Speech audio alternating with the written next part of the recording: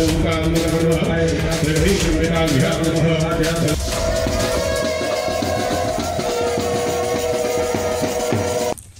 পূর্ব বর্ধমান জেলার বর্ধমান ১ নম্বর ব্লকের অন্তর্গত গড় গ্রামে অনুষ্ঠিত হল রাস উৎসব। এই পুজোটি মূলত পরিচালিত হয় গড়তালিত পশ্চিম পাড়ার মহিলা সদস্যবৃন্দদের দ্বারা। অনুষ্ঠানের শুরুতে কলস যাত্রা গড়গ্রাম থেকে শুরু হয়ে নবাবহাট ১০৮ মন্দির পর্যন্ত পৌঁছায়। নবাবহাটে রীতি অনুযায়ী কলস পুজো সেরে আবার প্রভুর বিগ্রহকে ফিরিয়ে আনা হয় গড়গ্রামে। দুপুরে নিরামিষ আহারে আনুমানিক ১০০০ খানেক মানুষ যেমন আহার গ্রহণ করেন, তেমনি সন্ধ্যার দিকে গীতা পাঠের মাধ্যমে অনুষ্ঠানে এক মনোরম পরিবেশ তৈরি হল। এই গীতা পাঠ অনুষ্ঠানে শতাধিক মানুষ ভিড় জমিয়েছিলেন এবং প্রভুকে সবাই ভক্তি করে স্মরণ করলেন। পূর্ব বর্ধমান থেকে সমীর কুমার পাত্রের report, crime press Bengal news. আপনাদের কি অনুষ্ঠান রয়েছে এখানে?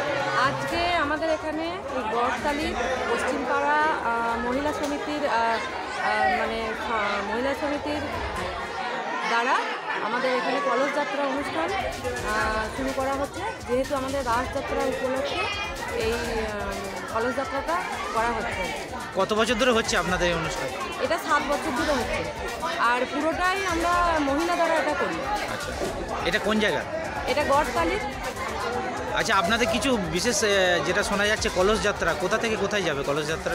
এটা আমাদের এখান থেকে, যেখানে আমাদের ওই অনুষ্ঠানটা করা হচ্ছে, এখান থেকে যাবে আপনার ১০৮ শিব মন্দির পর্যন্ত। ওখানে কি কি কলস যাত্রাটা কি শেষ হবে, তারপরে কি অনুষ্ঠান রয়েছে? ওখানে আমাদের যিনি ভাগবত পাঠ করবেন আজকে গুরুজি চন্দ্রিমা যাদব আর কি, উনি আমাদের এই কলস যাত্রাটার জন্য প্রেরণা দিয়েছেন। এবং এই কলস যাত্রাটা আমরা যে 7 বছর ধরে করছি রাসযাত্রা, তো এটা এই বছরই প্রথম হচ্ছে কলস যাত্রাটা।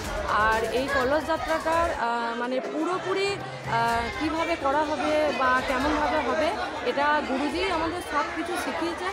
কলস যাত্রা সম্পর্কে আমাদের কোনো ধারণা আগে থেকে ছিল না, উনি আমাদের বলেছেন কীভাবে করতে হবে, কোথায় যেতে হবে, আর পুরোটাই উনি আমাদের দায়িত্ব নিয়ে শিখিয়েছেন আর কি করার জন্য। আপনার নাম, পরিচয়? আমার নাম সুস্মিতা মালিক, আমি এই কমিটিরই একজন সদস্য। এটা কোন জায়গা? গড়তালি পশ্চিমপাড়া। আপনাদের এই গড়তালিতে বা গড় গ্রামে, আপনাদের এই গ্রামে মহিলা দ্বারা রাসযাত্রা, কি বলবেন আপনি?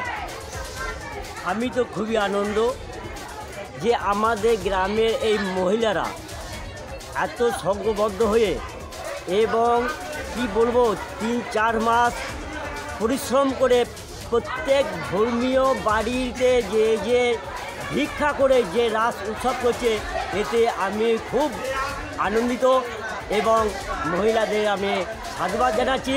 যেন এই রাসযাত্রা আরও যত দিন আসবে খুব সুন্দরভাবে এগিয়ে যাবে এবং আরও বড়োভাবে এই উৎসব রাস উৎসব হবে। মহিলা দ্বারা যে রাস উৎসব পালিত হচ্ছে, আপনারা কি সহযোগিতা করছেন? আমরা তো মহিলারা তো আমাদের বলেছে আমাদের সহযোগিতা করো, তোমাদের কোনো অসুবিধা নাই, আমরা সব জায়গা থেকে সব কালেকশন করে এনে দেবো। এতে মহিলারা আমাদেরকে বলেছে সহযোগিতা করতে। আপনার নাম, পরিচয়? আমার নাম হচ্ছে দেবু মালিক, গড়তালি গ্রামের বাসিন্দা, গড়তালি পশ্চিমপাড়ার।